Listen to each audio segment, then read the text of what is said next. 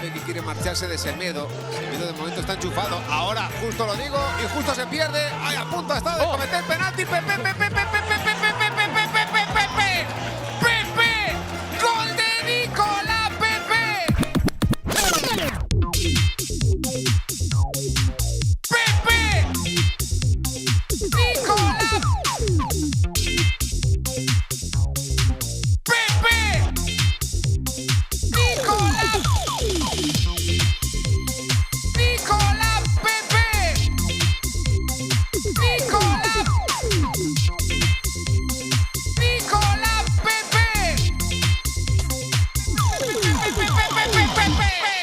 This is Arsecast Extra. Hello and welcome to another Arsecast Extra, as always, with James from Gunnerblog. James, good morning to you. That hurt my ears, but I think it might put us in the right kind of mood for this particular podcast. Yeah, that's the best I could muster. I was thinking, is it a good morning? It's not quite a bad morning. It's just sort of like pure frustration on my part. I'm feeling weirdly, strangely kind of furious, but somewhat positive at the same time, and also angry. But, at the same time, I can see silver linings, etc., etc. So there's a lot to get through, I think, because it really was an eventful game in many ways. It was a bizarre game, considering I can't remember the last time we ended up with 9 men. When is the last time we ended up with 9 men? 10 men? We've done it lots. But 9? Was it? I remember a game against Tottenham. Didn't we end up with 9 men against Tottenham when I think Freddie Ljungberg and could have been Martin Keown got sent off? And I think possibly Freddie Ljungberg kicked in a door at White Hart Lane. But that's some years ago. That's fair enough. Yeah, I'm trying to think. Was there an occasion at Anfield? I think that was 10 men. I can't remember too many 9s. You don't see it often. You certainly don't. Although we did see a 9 at Old Trafford. Bloody hell. What a weird night of football it was, all in all. Yeah, I mean, if we're talking about red cards, the one the Southampton guy picked up after, 90 seconds on his first start for the guy. I mean, what the fuck? I mean, he must really not like Scott McTominay. So, anyway. It was incredible. Let's not waste any time talking about Southampton or other red cards because we've got loads to get into. Yeah, I don't know how you feel about this, but I think I would prefer to deal with the stuff that went badly first and then touch on what was good about last night from an Arsenal perspective, because that's absolutely the right way around. Yeah, we're kind of a little pushed for time this morning, so we've got like an hour to get through this and the questions and everything else. So I feel like we need to finish part 1 on the upbeat part of things, and we can deal with the other stuff. We're 1-0 up. We have a goal kick. We think halftime is coming, and everybody is basically readying their, well, that was a really good half from Arsenal tweets at halftime.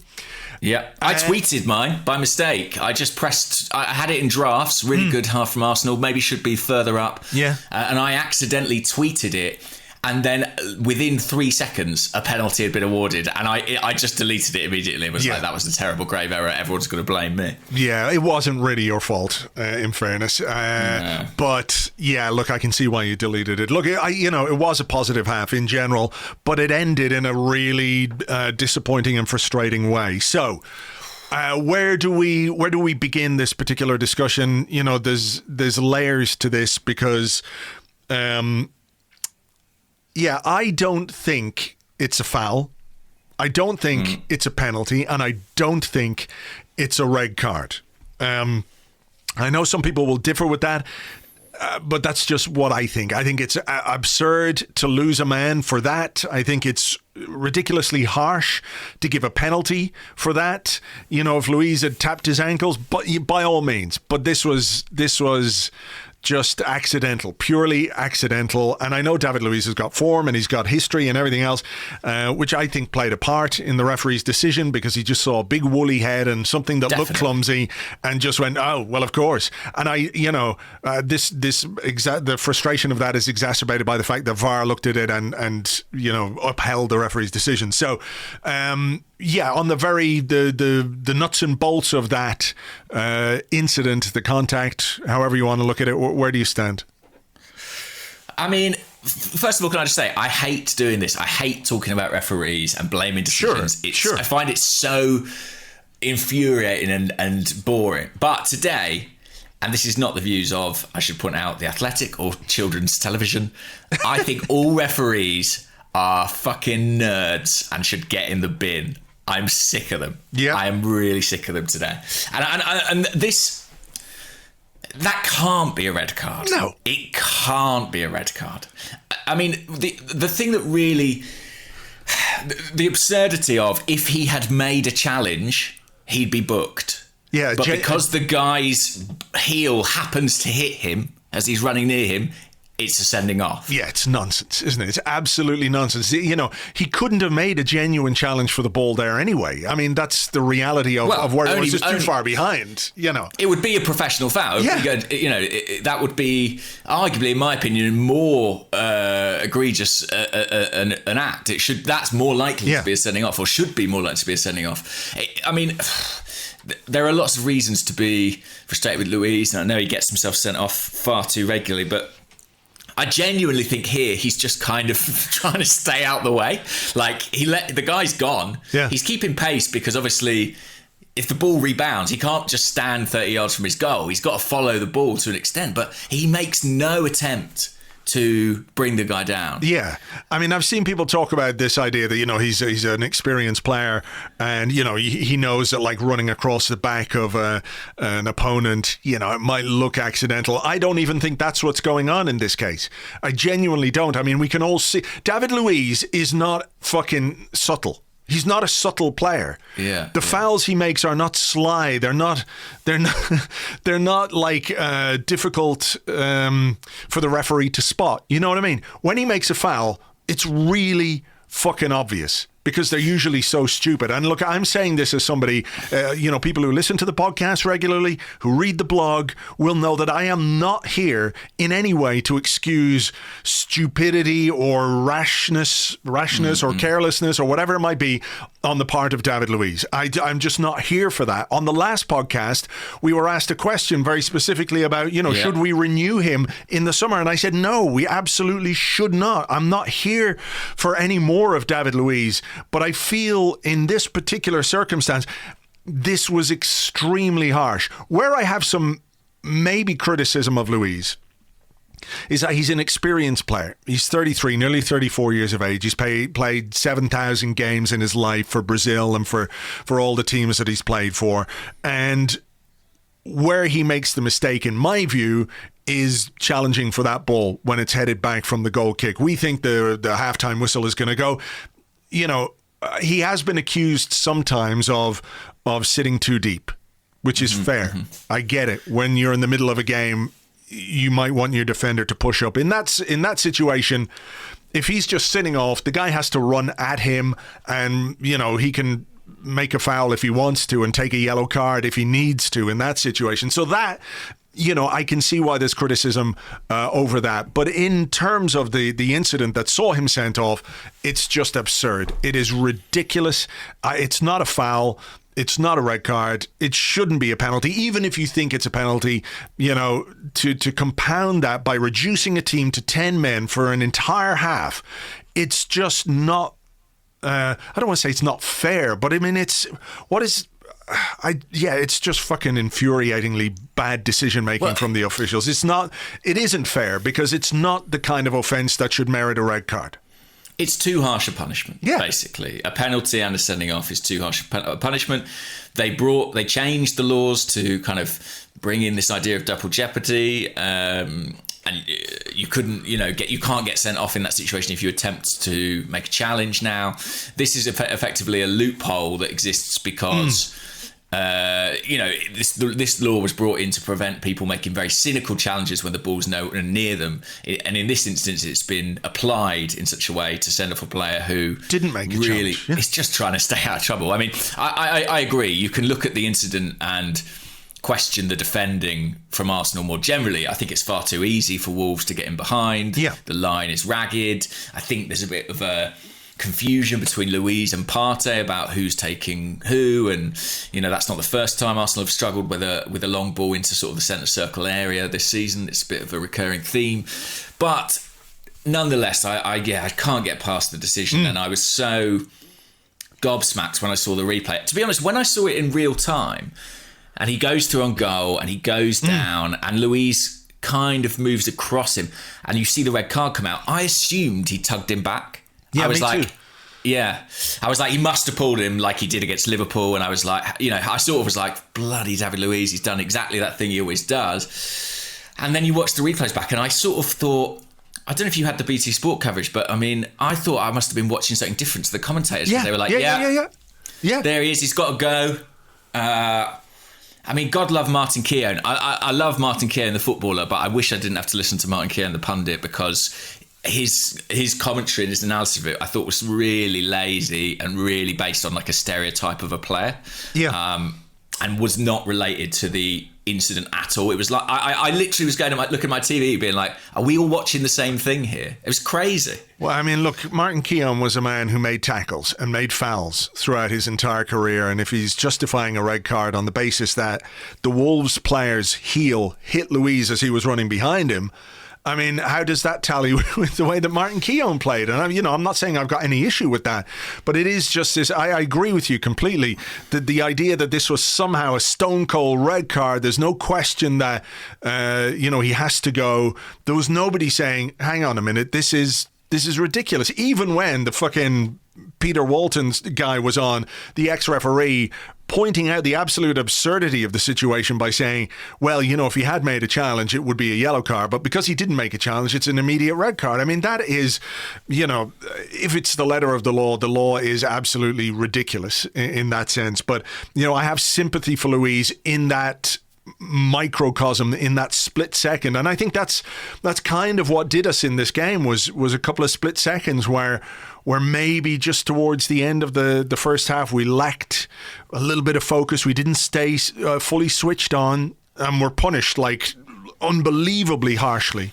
I think it can be a penalty, by the way. I mean, I accept that a tangle of legs in the box, that's the slightest of tangles, the sort of at the very border of the interpretation of what that could be. But it is the equivalent of a guy kicking. The one that always drove me mad was when a player pushed the ball beyond a goalkeeper, then left his leg out and hung his leg into the goalkeeper. I mean, it is the equivalent of that. Contact. Robert Pires did it, didn't he, against Portsmouth? Robert Pires. Well, Wayne Rooney did it all the time. Harry Kane does it all the time. So I don't want to put this on the one time Robert Pires did it and became a pariah for it when there are so many English. Michael Owen did it all the time. English players did it the whole time as well. So I'm not here to put it on Pires, and that's not just because I love Robert Pires. But it is this weird thing that I don't know how it's become accepted within the game that can be a penalty when if the goalkeeper takes the legs away from an attacker, absolutely that's a penalty. If an attacker starts falling and then throws his legs into a goalkeeper, it should never be a penalty. And I think in this case we have an accidental collision in the box. Players can accidentally make contact with each other. I think it's very harsh to give a penalty. I think it's extremely harsh to give a red card. And the consequences of that from an Arsenal perspective were too great. For one lapse in concentration to get a goal against you, a penalty and a red card, you then have to play 10 men. And in some ways, obviously, the fact that we were down to 10 men played its part in the second sending off, because Leno was, he was having to be a bit more proactive in terms of mopping up. You know what I mean? 10th man, effectively. Yeah. I mean, it is. And I'd be fascinated to look at kind of the... we've seen some crazy results in the league this season, and everyone's saying, oh, it's very open and anybody can beat anybody. I'd love to look at the weight of penalties in that. Do you know what I mean? Because it feels like it's now so easy to get a penalty, and in a low scoring game, those moments have huge significance and huge weight. And I do wonder if it's contributing to some of the results that we're seeing. Well, if only one of us worked for an organisation that had a raft of stats guys to make long read articles about it, James. Just those guys don't talk to me anymore. I've spent too long looking for central midfielders and stuff. But I mean, the other thing to say about the whole incident is that if he hadn't given a penalty and it had gone to VAR, I don't think VAR could have overturned it. Surely. Do you know what I mean? Which I think shows that, like, on the kind of spectrum of how much of a foul it was, it's not really that far along. And so the punishment does just seem absurdly high. And I don't often feel like this, but I was honestly like, I almost can't watch this at this point because I'm so pissed off. Yeah, I was really annoyed about it. And like there was an incident up the other end of the pitch when Saka was... there was like way more contact on Saka in the box for a penalty that wasn't given. And like, I'm not saying that should have been a penalty, but if the bar for awarding a spot kick is as low as what we saw with the David Luiz thing, then, how do you tally those two incidents together? And for me, when it comes to a penalty, I always try and look at it through the prism of like, okay, how would I feel if that was given against us or if it happened up the other end, right? So when we sometimes get a penalty and there's a decision that goes our way, you look at it through the eyes of the opposition. If it happened in our box, would you be pissed off if it was a penalty? I have to say, like, if a similar situation had happened at the other end and a Wolves defender had accidentally, or let's say Aubameyang or Lacazette or whoever had kicked the knee of a Wolves defender and gone down in the box and we'd been given a penalty and they'd been given a red card, like, I'm not going to lie and say I'm going to sit here this morning and complain because, I'm not fucking stupid. At the same time, though, I would still feel the punishment was ridiculously harsh. Ridiculously harsh. Yeah. I mean, it's kind of a loophole in the law, isn't it, that's been... shown up a gap essentially, and it desperately needs correcting. And I mean, listen, the amount of sendings off we're getting in this team at the moment, and the amount of games that are swinging on that, it is kind of extraordinary. I do think you can look at it and say, as we said, the defending wasn't great, and the concentration maybe wasn't there, and he runs off the back of Luiz too easily. All those things are true. But yeah, the punishment is exceptionally harsh. I mean, do you want to deal with the Leno one any further, really? Like I said, I think it is because he's having to play as a kind of... Do you think that is a sending off? Yeah, no question. No question for me. That's a sending off. He came out, misjudged it, and whatever went on in his head, he just stuck his hand out, and is again a split second of madness, if you like, from a guy who's been like completely uncharacteristic for Leno. Whatever you might say about David Luiz being involved in way too many penalty incidents, and again, I'm not here to defend Luiz in terms of his history. I think some of his defending has been absolutely ridiculous, but in this instance, I think he was hard done by. For Leno, just a moment where the ball skidded off the pitch, perhaps in a way that he wasn't expecting, and there's no doubt in my mind that's a red card. Do you have any alternative viewpoint on that? Do you know what? You do see yellow cards given for handling outside the area. I guess the difference this one is denial of a goal scoring opportunity, right? Yeah. And that's what makes it a red.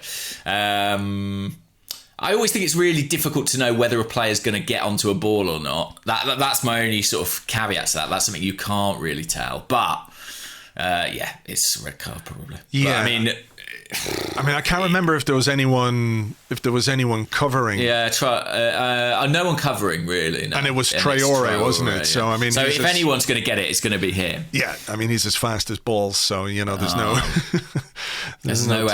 I do think it's just a kind of brain melt thing. Everything, he misjudged it and he panicked slightly. And Look, he knew as well straight away. Yeah, of course. You can't make any excuses for that. I don't think he deserves to be absolutely pilloried for it either. It's just a really uncharacteristic moment from Bernd Leno. Let's just talk very quickly about a couple of things. At halftime, he took Lacazette off, which I thought I was okay with that, to be honest. I thought he had a very quiet first half, and I think he was probably not 100% from the weekend in terms of both effort and the collision that he was involved in. I think he'd a very quiet first half, so I had no problem with Pepe staying on. Where I had perhaps a little bit of an issue, and of course you'll never know, and it's just my own personal viewpoint on this, I think getting Aubameyang on when you need to score a goal makes sense, but I would have taken Smith Rowe off and left Pepe on, because we were going to have to sit, we were going to have to soak up pressure, but our chance of getting something from the game, our chance of rescuing a point or grabbing a goal was going to come on the counter. And I think Pepe obviously offers you more than that than Smith Rowe does. So I was a little bit disappointed by that substitution. Yes, I was too. I was disappointed to see Pepe coming off, especially after the first half that he had. I think he always gives you a chance of a goal, especially playing like he is at the moment. That said, I still think with 10 men, Arsenal might have got something out of this game. I really only sort of lost hope when it went down when we went down to 9. It's almost impossible at that point. I know. I was watching on my dodgy box, right, and Andrew Allen just sort of sent me a WhatsApp or a Gmail message, going, "Oh my God, are you kidding me?" And I was going, "Oh no, what's happened?" Because I was about 30 seconds behind. I was going, "Oh, I had this sinking feeling. I was waiting for something crazy to happen. I wasn't expecting that, from Leno." But I do think you're right. I think with 10 men, it was certainly possible for us to get something from the game, and I'm not sure that substitute particularly helped.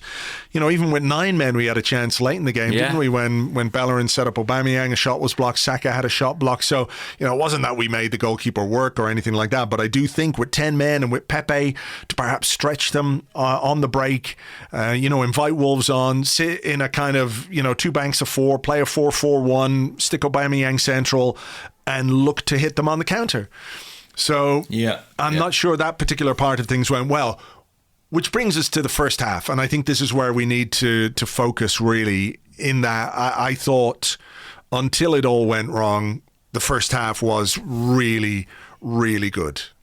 Yeah, I agree. And I do think, just sort of speaking more generally, I do think Arsenal were very unlucky to lose this game, and I think it's a game of such fine margins. And if you look at the decisions, if you look at the goal Wolves scored, I mean, the chances of that finding the exact spot it does from that kind of distance, and the chances Arsenal created, and the narrow margins by which they weren't taken or scored. Yeah. Wow, I really think Arsenal didn't get the breaks, because I agree with you. I thought the first half was excellent.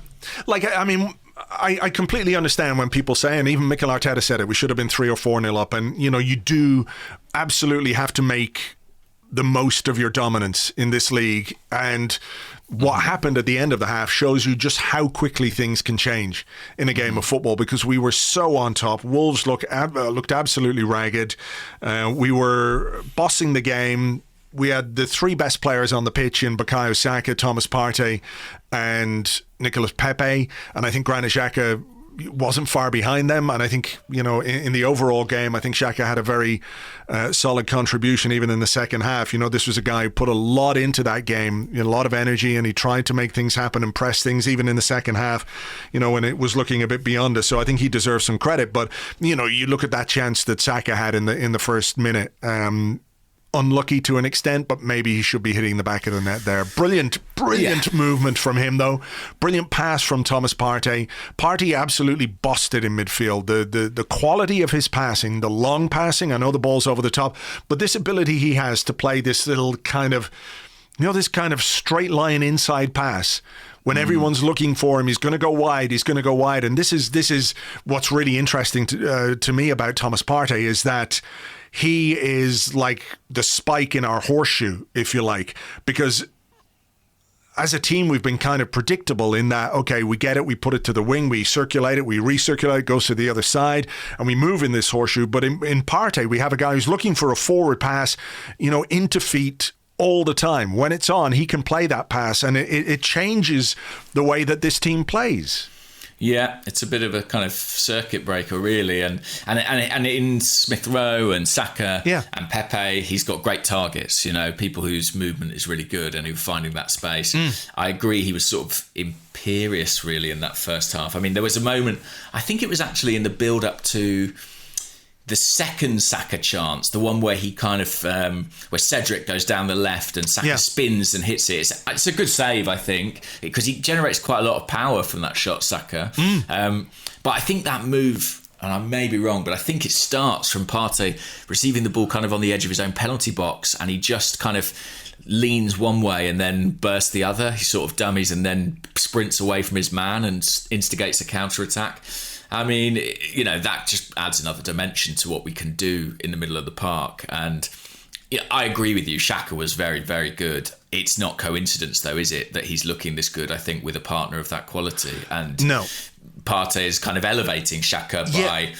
a rising tide lifting all midfield boats, if you like. Yeah, I think so. And we saw that with Mohamed El Neni earlier in the season. And we're now seeing it with, I think, a better player in Granit Xhaka looking... even better alongside him. Yeah, I mean, we've said it before that when you take some of the responsibility off Xhaka and also some of the pressure, because all of a sudden the opposition have got, a different problem to deal with in midfield with Partey, I think it liberates Xhaka a little bit as well. So, but I agree with you. Look, I mean, Saka doesn't do much wrong on that early chance, or the second one, like where he sort of spins and hits it low, but.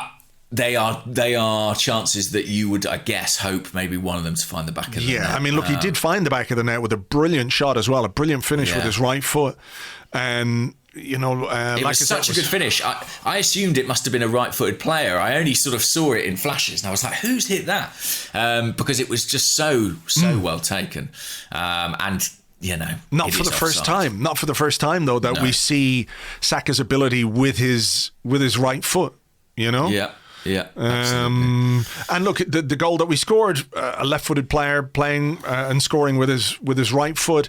I mean, I think what's lost in what Pepe does with the ball to score the goal is the fact that he wins the ball in the first place in midfield, and it's not like he sort of chased half the length of the pitch, but it's just a good foot in to win the ball, plays it to Lacazette, gets it back, and then, destroys Semedo. Maybe he gets a little bit of luck along the way, the ball breaks for him, but nutmeg, he's rewarded for his endeavour in a big way, and the finish is superb. It's a brilliant goal from Pepe, and the work rate and the defensive intensity really has kind of just come into his game in the last few weeks, and it's making such a difference. And I think it's probably giving the manager a lot more confidence in him, and in turn we're seeing that develop into confidence for the player. On the point about him being a little bit lucky, I mean, yes, when he goes through for the two nutmegs, the ball takes a nick off the opponent's defender. I actually think that makes the finish all the more impressive, because he goes to put it through with his left foot, and it takes, it comes off, I think it's Bowley, I forget, the second defender, and kind of goes onto his right. The speed at which he is able to kind of adapt his stride to that and then hit the ball with his weak foot into the far corner, it's really impressive. I mean, it's the reaction time, the technique. It's a fantastic goal, and I feel for him, because it's not... I feel like there have been a few occasions, I can't remember any specifically, but I have this sort of recurring pattern of him having quite good moments in games that Arsenal have ultimately lost or sort of not got a good result in, and they end up not being remembered particularly well. And I don't think this will be one, though, because I think he will have to keep his place from here. He's undroppable right now. Well, that's it. He has to keep his place. And, we just talked a second ago about how quickly things can change within a game. I mean, how quickly things have changed for Nicolas Pepe from a couple of weeks ago when we were openly and understandably questioning what was going to happen with him and how he was going to get into the team. And look, I think he's perhaps been a bit unlucky not to play more this season, given the performances of one of the players who's kept him out of the team. But he's really stepped up in the last couple of weeks. And I think, obviously the end product last night was great, but, in the United game, He came close, but one of the things that stood out was the defensive work, the application, the discipline that he showed in his performance, positionally and in terms of what we did when we didn't have the ball. So, this is a guy who has struggled this season, but based on current form, he's got to stay in the team. Absolutely has to stay in the team.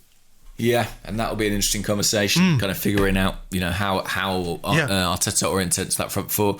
But I mean, yeah, it was just a really good first half. I mean, there were good performances all over the pitch. Central midfield, I think, was the standout element. I just was looking at it and thinking, what a difference a midfield makes, We looked like a different team. Bukayo Saka was electric, I thought. Could have had a hat-trick, as we said. I thought Cedric was pretty good at left-back, really got forward well combined with Pepe. Yeah, I don't know. Yeah, look, I think there were a load of positives to take from that first half, and if I'm Mikel Arteta this morning, and I've got to talk to my squad and talk to my team and talk to my players. One, I'm looking at using the sense of injustice that they all feel, and I think that was evident in some of the responses that we saw from the players. With a question here, was it a question from the Discord? I think so. It was from Gagan J, who said, do you like seeing our players having a dig at the officials on their social media accounts? I do. I liked it. I liked it. I like the fact that there is this sense of injustice. And if I'm Mikel Arteta, that is something I'm cultivating ahead of the next game. Look at that sort of us against them. Look at that siege mentality moment. Look at the stick up for your mates kind of thing and everything else. And, in terms of games that we've lost this season, most of them, you look at them and go, yeah, okay, I see how we lost that. Or, there isn't really much you can take from it other than going, well, look at what we did wrong and this is how we're going to have to correct it. I think Arteta should be fueling that sense of injustice over the red card, but also focusing on what we did in that first half, how good we were, how well we played, really hammering home the dominance that we had over a Wolves side and pointing out that it was only this decision and this moment that changed the game in their momentum and changed the way the game was flowing. I feel like he could really make some hay out of this unfortunate defeat, but I think he's really got to focus on the positives and make sure that this doesn't derail us or diminish our confidence, because the way we played in that first 45 minutes, on top of some of the football we've played in the last couple of weeks, that's it. That's what we should be doing. That's what we're capable of. And yeah, I mean, I would be absolutely hammering that home if I were the manager and the coaching staff. Don't let the heads go down. Do not let the heads go down. Don't let them feel sorry for themselves. Get them absolutely fired up. And I don't think they will. I'm honestly not that worried about the result. It was a crazy set of circumstances, a bizarre game. And that is going to happen in football, and it is going to happen especially in this league, and especially with the officiating that we have at the moment. What you've got to do is maintain the performance levels, and it's kind of a dual job for Arteta of completely compartmentalising the result, but also, as you say, harbouring and fostering almost that sense of injustice and that determination to put it right. And the good news, I guess, is they have an obvious chance to do that against Aston Villa on Saturday in what is should be a good game, and I think a big test. Villa have been okay this season. Wolves came into last night on really poor form, and I think you saw that in the first half. But I really loved a lot of what Arsenal did, and my frustration is with the referees, but I also was just hugely frustrated just to not see more of that performance, because I was enjoying it. Yeah, I mean, I think if we go in 1-0 at half-time, we might be thinking, okay, we should have made more of that first half, but I also think we go on and win that game. I think we go on and win that game for sure. There's no doubt in my mind. And it's been quite a while since I've had that level of certainty over an Arsenal result or our ability to win a game. Do you know what I mean? A lot of the time this season when we've won games, I've been kind of like, ooh, I'm not sure about this, or maybe we can hang on. There've been a couple of exceptions, but in general, the idea that we are superior to the opposition, playing better than them and well capable of winning the game, hasn't been evident in huge swathes of this season. I think it was last night. So yeah. So there you go. Positives to be drawn, certainly. Yeah. And I guess, I don't know to what extent our Premier League season is kind of already a busted flush, but like I can't get too upset about losing another game. It feels that like it doesn't even really matter that much to me.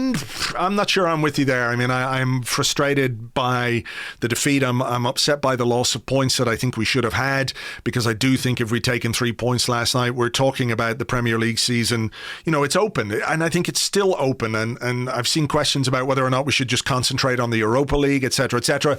I don't think that's possible. I think we just, without being too overly cliched about it, I think we concentrate on the next game and the next game and the next game. We can't just say, well, because the first part of the Premier League season wasn't great, we can just write it off. I think we've got a responsibility to the stature of the club, or what we perceive the stature of the club to be, to finish as high as we possibly can. And I don't know that you can just say, well, let's concentrate on the Europa League in case in terms of the Premier League. That doesn't work for me at all. It really is about building momentum and doing it week on week, game on game. You can't just pick and choose. I get that there might be a level of importance to the Europa League now, but I just don't think you can. You can't view it like that. You can't focus on one thing without it being detrimental to the other thing. In my opinion, anyway. I agree with that. I don't think you can sack off the Premier League, and that's not my suggestion.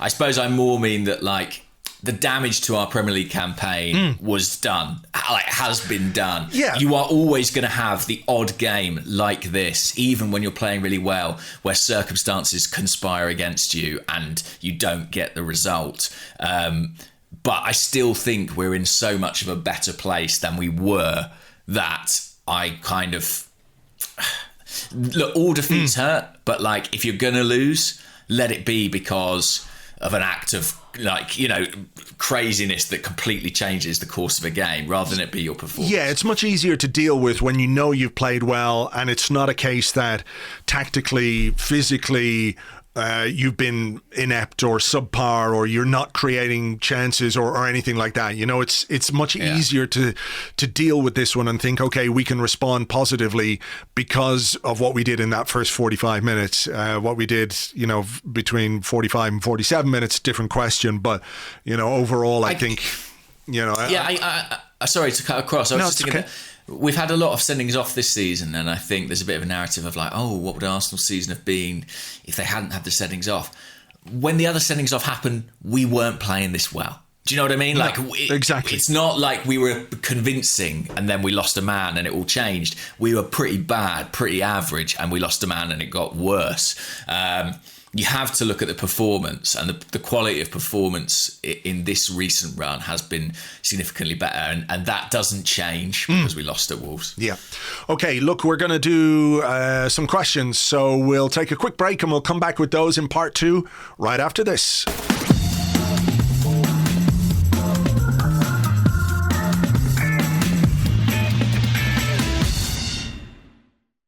Welcome back to the Arsecast Extra. This is part 2, where we answer questions that you send to us on Twitter at Gunnerblog and at Arseblog on the Arseblog Discord chat server, which you get access to if you are an Arseblog member on Patreon. James, I'm going to go first today.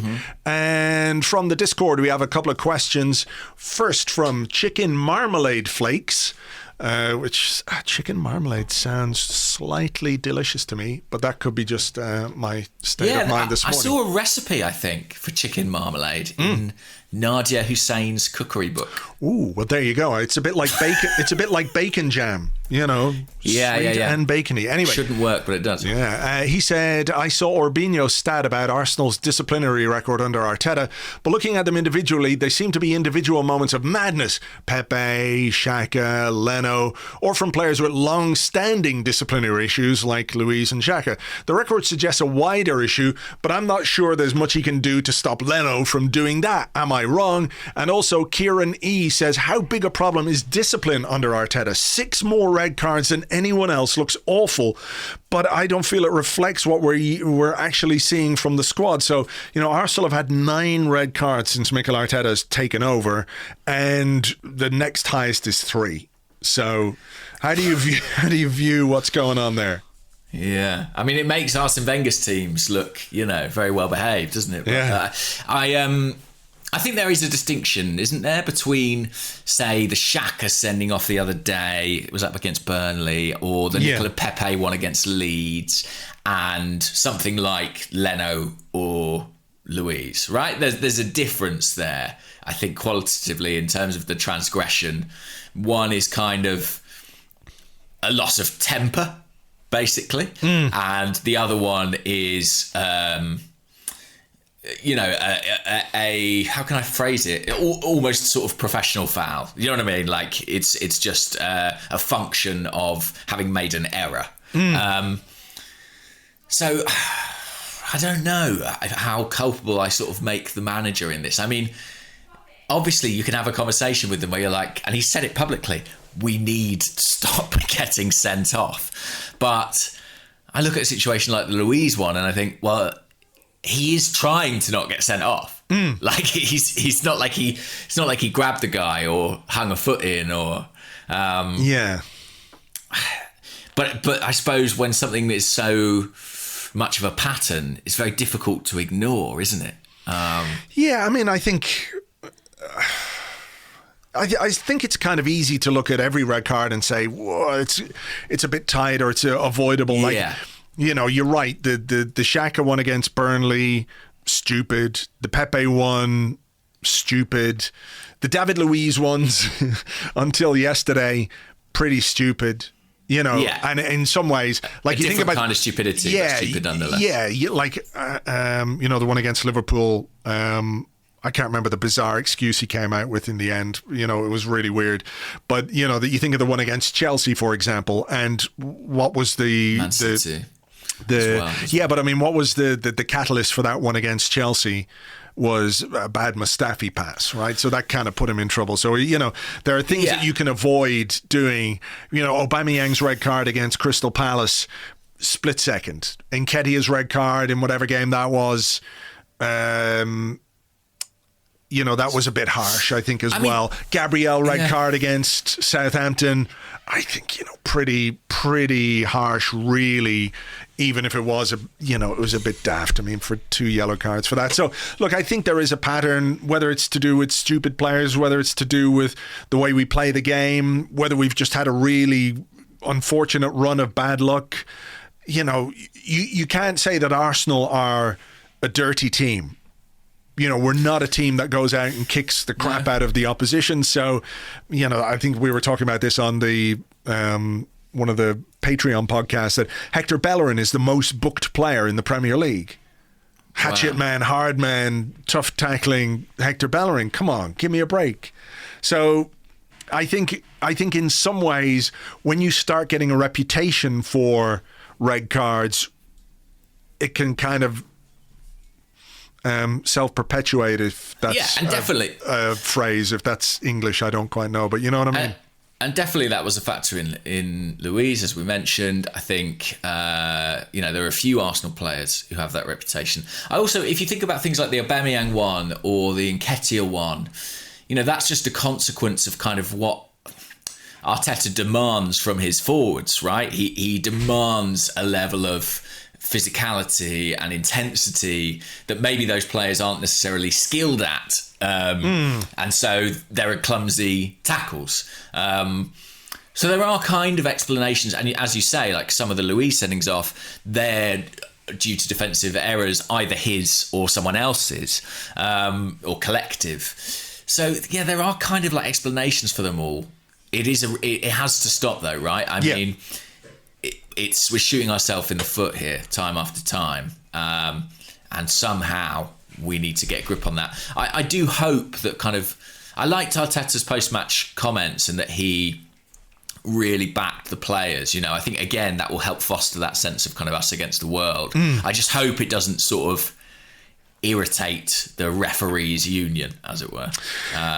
Yeah. I mean, look, at the other side of that is you try not to give referees decisions to make, you know, and that you can be in some measure of control of. Obviously not, you know, completely, because the pattern of the game and the way that the opposition plays has an impact on that. But I think Hector Bellerin was right afterwards, where he talked about, you know, teams aren't beating us, which I'm not sure is 100% correct, in fairness. You know, at some points during the season, teams were beating us. We're losing against ourselves, you know, in terms of red cards. That's what he's talking about, and going down, you know, to 10 men. You know, it's difficult enough. 11 versus 11 in the Premier League. 10 versus 11, it's really, really difficult. You know, you look at what happened to Southampton last night. I know that was a bizarre, you know, perhaps you would say unprecedented, but it's the second time it's happened to them. Yeah. You know, but it's not normal for a team to lose 9-0 when you go down to 10 men. But, you know, to go down to 9 men, you make life pretty much impossible for yourselves. So, like I said, I think if we go in at halftime 1-0 up with 11 men, I think we go on to win that game quite comfortably. Ultimately, we have to make sure we don't give referees decisions to make in those situations. You know, as sympathetic as I am to David Luiz over the incident in which he was sent off, just use your experience and just sit and don't let that situation develop the way that it developed. You know, there are certain players who just tend to be involved in incidents like that more than others, and he is one of them.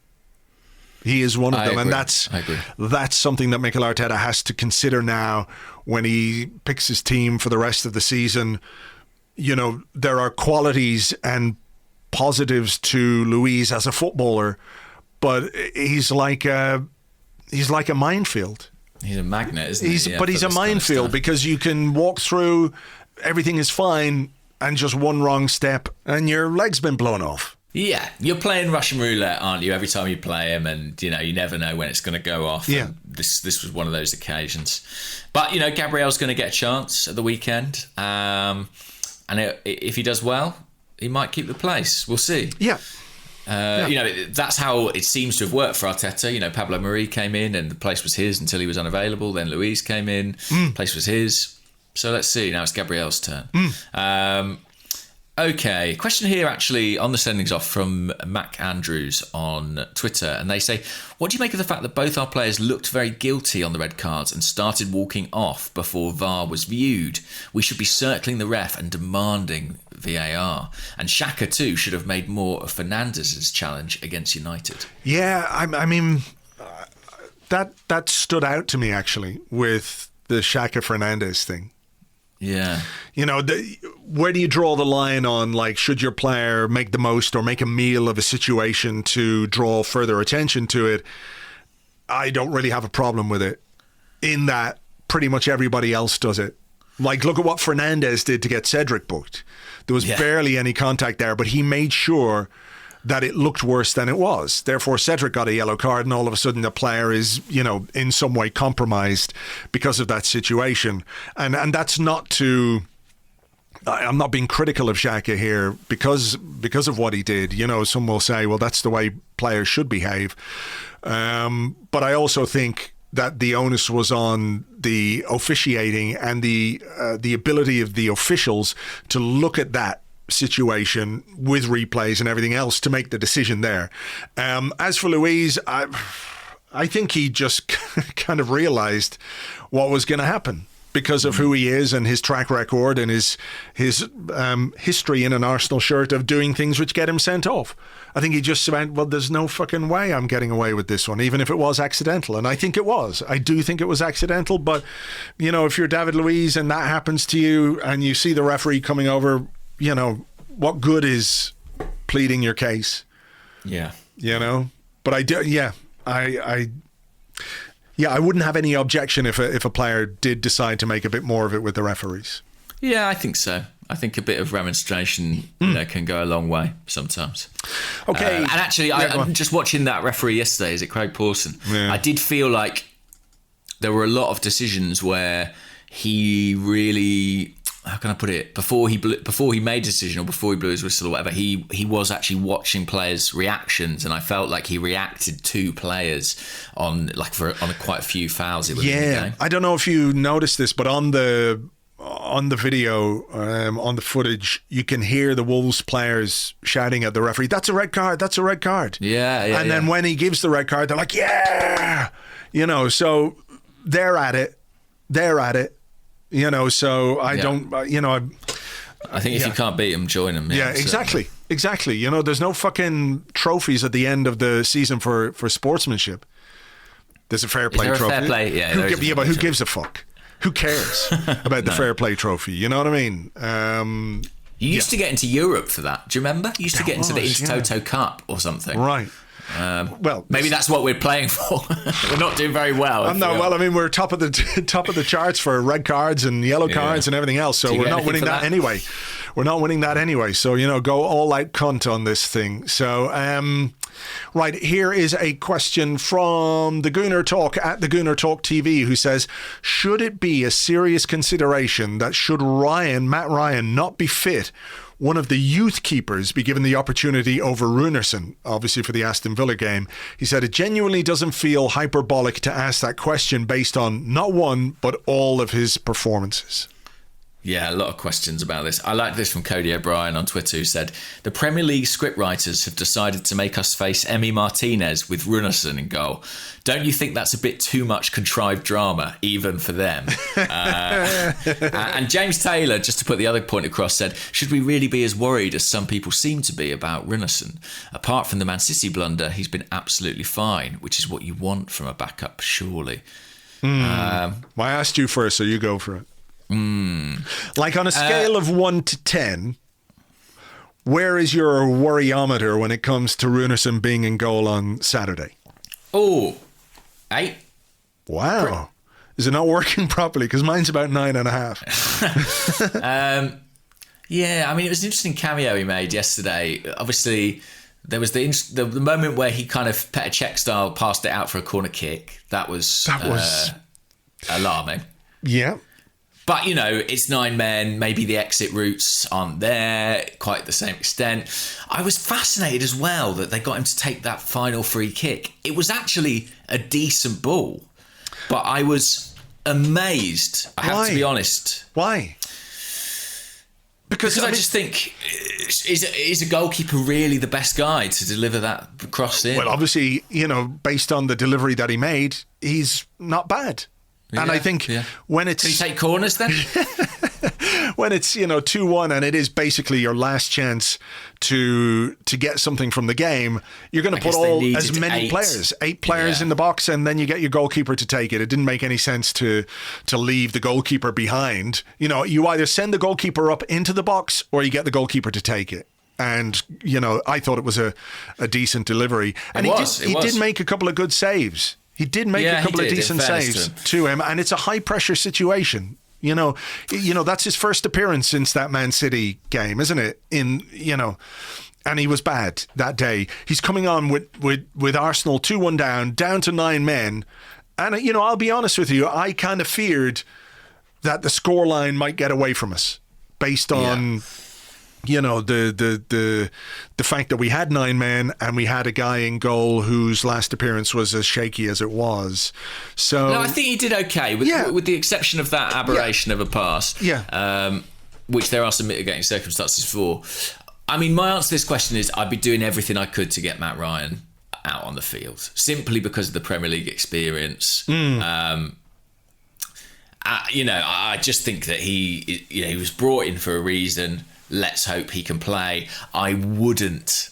If it's a high pressure situation, I don't think it's right to put one of the young kids in. No, I don't think so either. I mean, like it or not, Runarsson might well be our best option for the game on Saturday. If Matt Ryan's not fit, I think that he is. I think that there's obviously a discussion to be had as to why that's the case. Mm-hmm. But if he is essentially our third choice goalkeeper, then, this is where we are. I mean, Arthur Okonkwo was with the squad yesterday. He was the extra man, I believe. So, I think he would be kind of the next in line. He's been training with the first team recently, but I just think to throw him in at this point, he missed a lot of football last season as well with a health issue. He's 19 years old. I don't think that's viable. Yeah, I don't think so either. Because you'd be accused of hanging a young goalkeeper out to dry in some ways, by throwing him in that situation. And then what you also do is, whether he's got any real, long-term future with us or not, you render Runarsson irrelevant. Do you know what I mean? Yeah. I think there are layers to it. I'm not saying I'm confident about Runarsson, but if Ryan doesn't make it, he is our next best option. Yeah, and look, I mean, he's made some errors already in his time at Arsenal, but he has played 100 first team games. He has played 7 times for Iceland. I mean, he's a pro. He's the better bet than an untested kid, I think. Famous last words. Yeah. And maybe, it'll be important that he plays well, because we're not going to score past Emi Martinez. That's absolutely written in the stars, isn't it? For sure. There's absolutely no way that any Arsenal player is going to be able to score. And of course, Emi Martinez is going to put in a flawless performance. There's no chance whatsoever of him making any kind of error or being beaten from short range, medium range, or long range, even maybe giving away a penalty. Being sent off even. Being sent off. There's just no chance of any of that 0%. Zero chance. So come on, Runarsson, if you're playing, let's have... I know we said this before, right? That in some ways he reminded us a little bit of Alex Manninger. Yeah. Physically, this is it. This is the moment that Runarsson can become like that Manninger who was crazy effective for about 13 games, however long he was in the team for David Seaman when Seaman was injured that season. He's going to be super motivated. I mean, listen, as bad as the Man City game was, he'll be desperate to put that right. Yeah. Listen, I hope he can do it. But if I had a chance of getting Matt Ryan out there, that's what I'd be doing. Let's have another question. What about... I liked this one from Matt C. I'll be interested to hear what you say. Morning, folks. This is on the Discord. Question about something other than the refereeing yesterday. Thank you so much for that, Matt.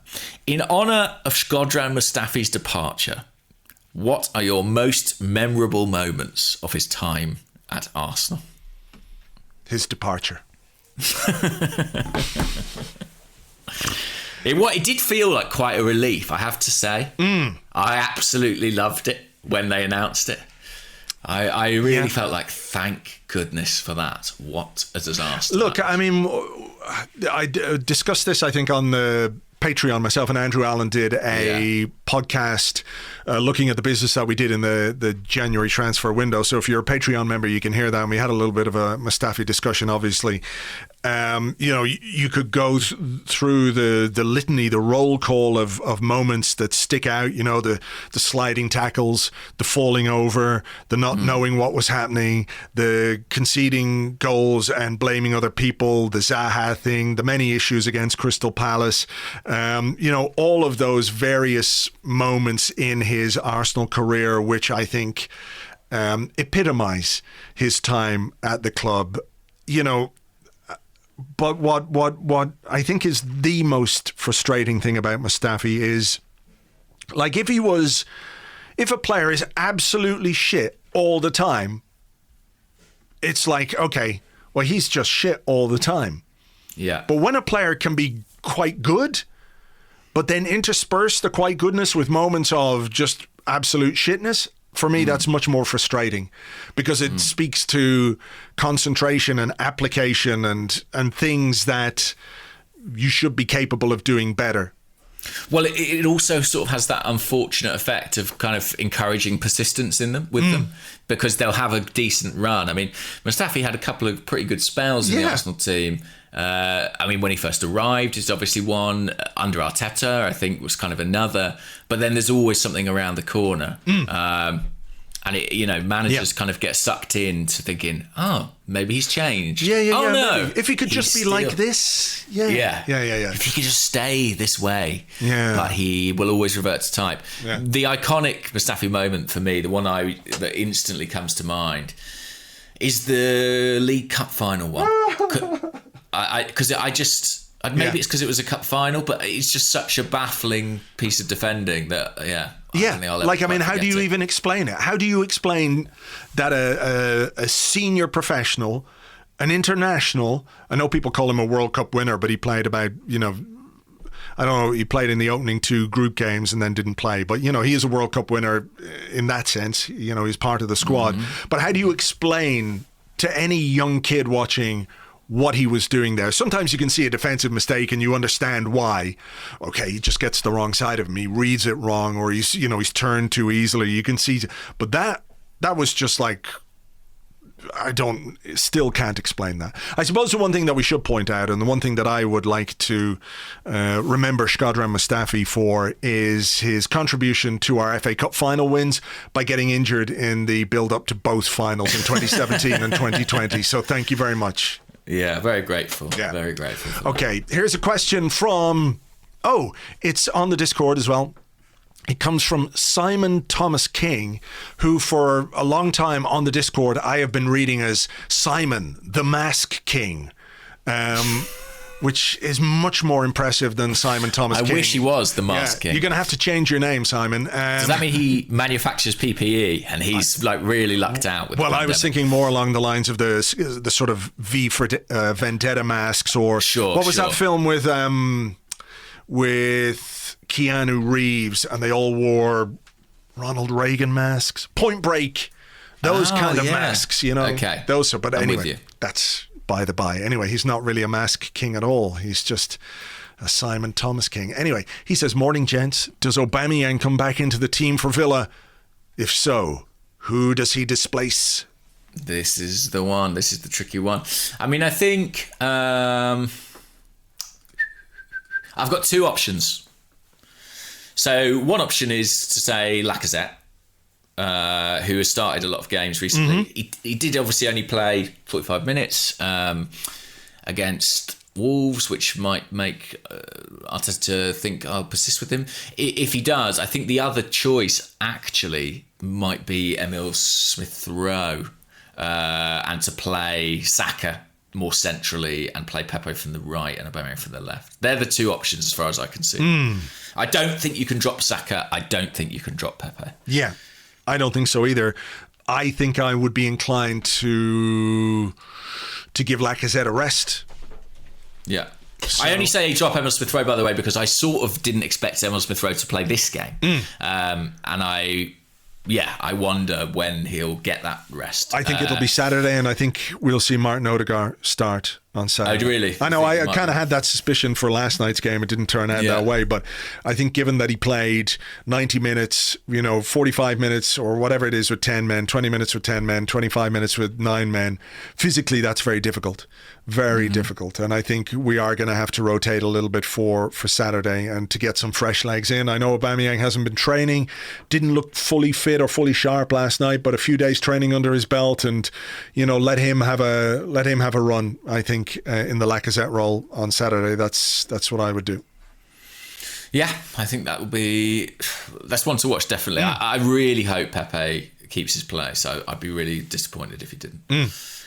Cool. This is a question from Adam at Kleb's World. Having gone down to 10 men so many times now under Arteta, is it unreasonable to expect more of a game plan in this scenario? It seemed to me at half-time Arteta had already settled for a point in a game which was still winnable. I don't know that that's necessarily true. I think when you go down to 10 men, you obviously are going to concede possession and territory to the opposition because, you're outnumbered. So you have to stay organised, you have to stay disciplined. I don't think he settled for a point. I wonder how it might have gone had Moutinho not cracked that one in from 30 yards. I mean, a brilliant finish, but again, I think we could have closed him down a bit quicker, and and what have you. And that obviously changes then the dynamic. You're forced to try and come out a bit. I just think it's a really difficult situation. 10 against 11 in the Premier League. We found it hard enough with 11 against 11 in the Premier League this season. So, I can't sit here and bemoan the fact that on a night when it was 11 against 11 and we were so on top, that we found it more difficult with 10 against 11, Yeah, especially because we went to 9 as well. It does become quite difficult to judge it at that point. Yeah. Okay, let me have a look here. This one comes from Naif on the Discord. I think it's Naif. And he says, good morning, gents. Would it be better for us to play a one-off game against Benfica, or is a two-legged tie better? And this is, based on the idea that because of COVID restrictions and what have you, that the Benfica tie might be played at a neutral venue as a one-off game. Yeah. Is it better or worse for Arsenal? Well, in terms of the fixture list, it's certainly better. I think a two-legged game generally... I think... how can I put it? It prevents the risk of something like last night happening. Yeah, do you know what I mean? Yeah. You've got a slight safety net. Yeah, I kind of feel like you're more likely to get a kind of true result over the course of 180 minutes to over 90. That's what my instinct tells me. Whether or not that would suit Arsenal is another question. To be honest, I don't really know how good Benfica are, so it's quite difficult for me to say. I probably would favour two legs, actually. What do you think? I prefer two legs, to be honest. I know from a physical point of view, we might get some benefit from one game if we were to win that game. But if it's a tight 1-0, you can easily turn that around. A 2-1 away from home, you've got an away goal. Those kind of things. I do wonder how it might impact the integrity of the competition, if you want to call it that. If one of the games in this round is decided over one leg and everyone else gets two. Yeah, I agree. Yeah, that is the competition. I think they should try and maintain that as far as possible. Unfortunately, it looks like we won't be able to play a fixture in Portugal, so that is a problem. But I guess they'll just have to play their home leg at a neutral venue.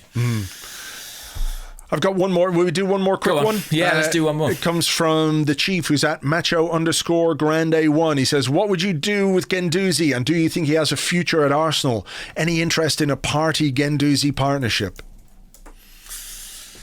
Guendouzi. I asked someone recently how good he's been out in Germany for Hertha Berlin, and I got quite mixed sort of results. He's been okay, but not set the world alight. He's been Guendouzi then? Yeah. He's 21. What's he got left on his contract? 1 year in the summer. 1 year. That's a bit of a shame, isn't it? I don't think there's a future for him at Arsenal. Me neither. I think they will sell him if they can. Mm-hmm. I think they have to try and recoup some cash for him. I know we've used the loan market a lot in January, and loans... look at the January market generally. No one spent any money. No. And maybe the summer will be like that too. That's the kind of awkward thing for Arsenal. Even the players who we might have been able to sell ordinarily, we're going to struggle to sell because there just aren't buyers. There just aren't people prepared to pay up big fees. Yeah.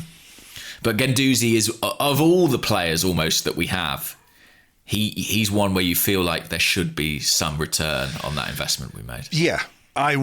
My inclination would be, leaving aside the fact that I think his situation under Arteta is, it is what it is. It's untenable, really. There's a reason why he's out on loan this season. It's not to develop him. It's because they didn't want him around because of what happened at the end of last season. And there were reasons why he was left out of the squad entirely, and why he, when we won the FA Cup, posted a picture of himself on Instagram on holiday. Fuck that shit. So I think my inclination would be sell Guendouzi for as much as possible and buy a better player. Yeah, and it's not that I'm not intrigued by the prospect of a Partey and Guendouzi partnership. I'd love to see it and see what that's like. I just don't think it's going to happen. I wouldn't be that invested in that partnership either. I just don't really see what Guendouzi is beyond a fairly average midfield player, and we've had too many of those down the years at Arsenal. And like I said, buy someone better. Partey shows you what you can get. Yeah, I agree with you on that, for sure. Okay. All right, look, we have to leave it there for today because of time and everything else. But if you do want to hear the Transfer Window podcast, you can find it on our Patreon, patreon.com/Arseblog. We will be previewing the Aston Villa game on Patreon as well. And of course, we'll have a regular Arsecast for you on Friday.